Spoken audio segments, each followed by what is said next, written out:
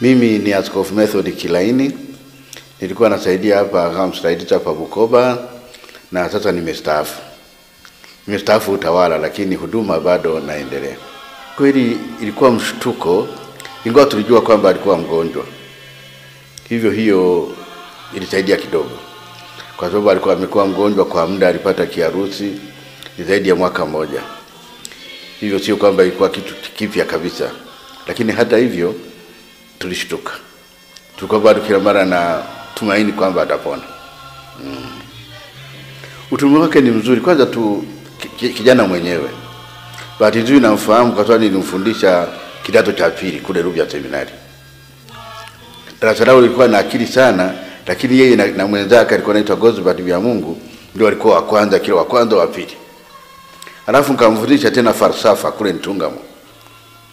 Nikamfundisha historia ya kanisa. Na pale vile alikuwa ndio wanaongoza katika darasa zima. Hivyo kwa namna hiyo nilimfahamu binafsi. Sio kwamba tu ya kuambiwa. Natoka hapo hata alipotoka pale kaenda akasoma Roma. Akasomea wote wawili wakaenda wakasomea Roma na wakarudi hapo wakapata upadisho mwaka 86. Lakini Roma walikuwa wamemwona. Akili alikuwa nazo nyingi sana ya kutosha. Uelewa ulikuwa mkubwa na utaua, yani maadili na namna ya kufanya, ni mtu ambaye kana huyu anaweza kufanya kazi nzuri sana kwa ajili ya Baba Mtakatifu. Unajua wanapokuwa na vijana, wanachagua wale vijana wazuri watakao ambao Baba Mtakatifu atawatuma yeye mwenyewe. Maana wanafanya huduma za kimataifa. Hivyo toka mwanzo walimuona kwamba huyu ni kijana ambaye anaweza kufanya kazi hiyo.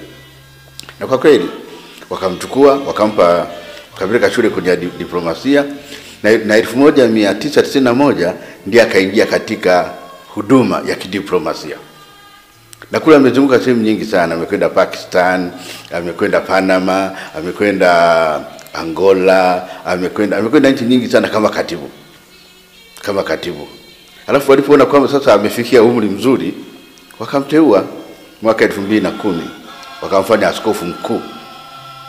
Na wakampa kuwa barozi wa San Tome na Principe, visiwa vile, wakamuongezea na Angola. Na akafanya pale kwa muda, baadaye wakamhamisha wakampeleka Honduras kama barozi wa Baba Mtakatifu. Maana yake anamwakilisha nani? Anamwakilisha Baba Mtakatifu. Alipofanya vizuri kule wakaona wampeleke tena katika nchi nyingine. Ndipo akamsha mara ya mwisho Papa Francis mwaka 2015 akamleta New Zealand. Na alipofika New Zealand wakampa na visiwa vyote vile vya Papua, visiwa vya vingi sana, vingine mpaka hata hauvikumbuki, yani visiwa walivyompa kule nani alivyokuwa anahudumia, vya Fiji, vya Papau, vya Samoa, vya Micronesia, vya Kiribati, vya Nauru, vya Tonga, vya nini. Hivyo toka mwaka 2015 kwa kweli akaanza kuhudumia kule New Zealand. Na wanampenda sana. Hata na barua aliyoandika kwa baraza la maaskofu la New Zealand aliyoandika baada ya kupata habari za kifo chake, unaona kwamba kwa kweli wamesikitika sana. Wamesikitika sana. Wamesikitika sana. Na mwaka 2023 alikuwa tena ametoka kuzunguka katika visiwa vyote vile. Na baada ya kuzunguka katika visiwa vile aliporudi, bahati mbaya akapata kiharusi. Akapata kiharusi, akahudumiwa pale New Zealand. Na alipopata nafuu akamleta Roma. Na kwa sababu ya kuugua akaona kwamba ameugua, Julai mwaka 2024 akajiuzuru ule ubarozi. Basi ndiye akabakia na hudumiwa. Na kwa kweli tarehe 16 mwezi huu ndio tukaona kwamba ndio tukapata habari jioni pale. Mmoja akanipigia simu, "Sio habari?" "Hapana. So baba askofu mkuu Novatus hatunaye tena." Kwa kweli kwa ni pigo kubwa sana. Kwa sababu ni mmoja wapo wa wale ambao tuna marugamba wawili. Ambao wote wamechomoza kweli. Wote wamechomoza kweli na walikuwa ni rafiki kweli. Ninapiga foja labda nje niwaonyeshe ambapo nilipigwa nikiwa katikati yao. Kwa sababu nilikuwa najivunia wote wawili. Mwadhama Protazi Kardinal Rugambwa ambaye yuko Tabora, tena jana amenipigia kunipa pole. Halafu na yeye ambaye ndiye alikuwa ni barozi wa Mtanzania wa kwanza kuwa barozi wa Baba Mtakatifu. Na mpaka sasa ndiye pekee amefika cheo kile cha kuwa barozi wa Baba Mtakatifu. Na amefanya vile hata katika maofisi ya Roma, licha kuwa katibu na kuwa maofisi ya Roma. Hata katika ile ofisi ya uhamiaji alikuwa katibu mwandamizi. Hivyo kwa kweli mtu ambaye amefanya kazi kubwa sana kwa ajili ya kanisa zima la ulimwengu.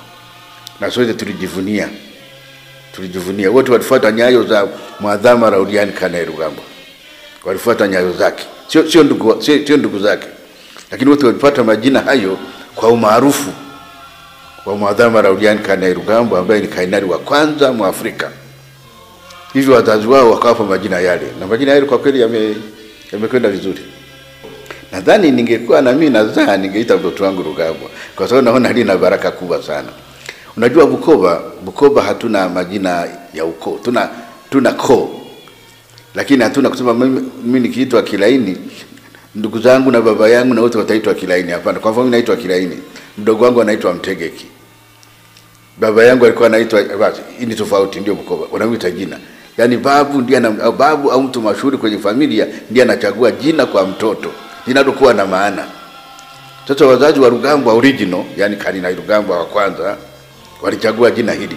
Na Rugambwa maana yake mtu anayenenewa vizuri, ambaye atasifika kwa watu. Ndio maana ya jina hilo. Na kwa kweli wakapatia.